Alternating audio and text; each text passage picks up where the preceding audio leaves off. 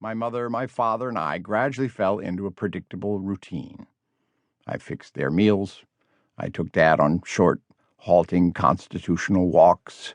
I bathed him, powdered him, and got rid of that awful rash. He'd gotten shabby and unkempt, so I trimmed his nails, shaved his stubbly beard, and cut his stringy hair. I prodded him to tell sunny stories of his early days and his young years with my mom. I coaxed him into word games and crosswords. I stumped him with scraps of Shakespearean trivia. Anything to cheer him up. But nothing worked.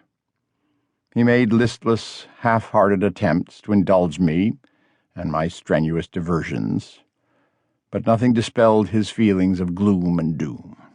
He felt tired and forgotten. He felt his life wasted and misspent. He'd lost his will to live. Without it, he was clearly not going to last much longer.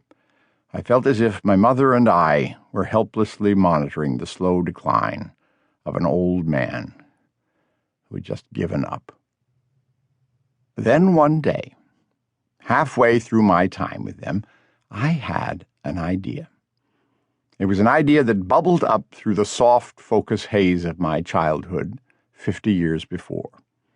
It was one of the best ideas I ever had. In my grade school years, my family moved a lot. There was an old burnt orange sofa that traveled with us everywhere we went. That humble piece of furniture figures in some of the fondest memories of my youth. It was where I first heard stories. My siblings and I would cuddle up to my father on that sofa at bedtime, and he would read to us. He read the comics in the newspaper with near religious regularity. He read Kipling's The Jungle Book, a chapter a night. He read Dickens' A Christmas Carol every year on Christmas Eve. He read doggerel poems by Edward Lear, Lewis Carroll, and Ogden Nash from a set of bright orange volumes called Childcraft. For all of us, our most intimate memories of our father, his crinkly smile, his plummy voice, his husky smell, and his short-sleeved seersucker shirts, are connected to those lazy, luxurious evening hours on that scratchy wool sofa, all of us on the verge of sleep. Most memorably, he read to us from a fat book called Tellers of Tales.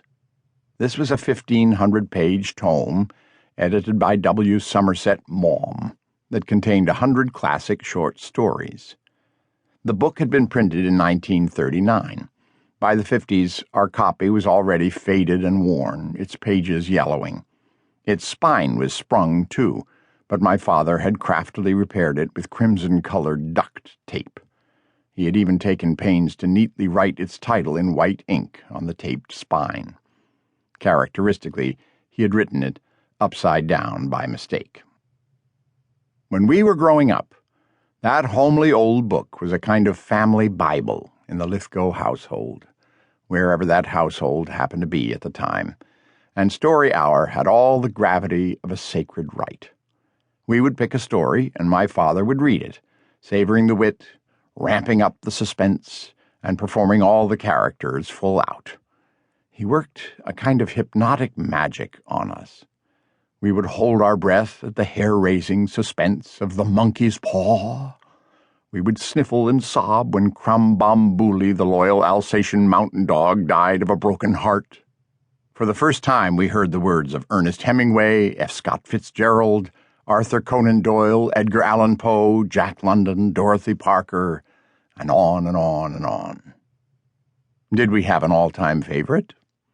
Oh, yes. It was the funny one. It was called Uncle Fred Flits By P.G. Wodehouse. This one was something special.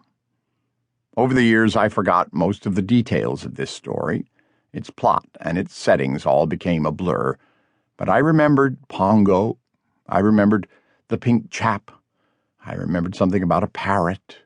And I remembered the outrageous Uncle Fred and his crackpot schemes, especially as portrayed by my father, a man with an abundant history of crackpot schemes of his own. Mainly, I remembered how flat-out hilarious the story was. When we were growing up, any mention of the pink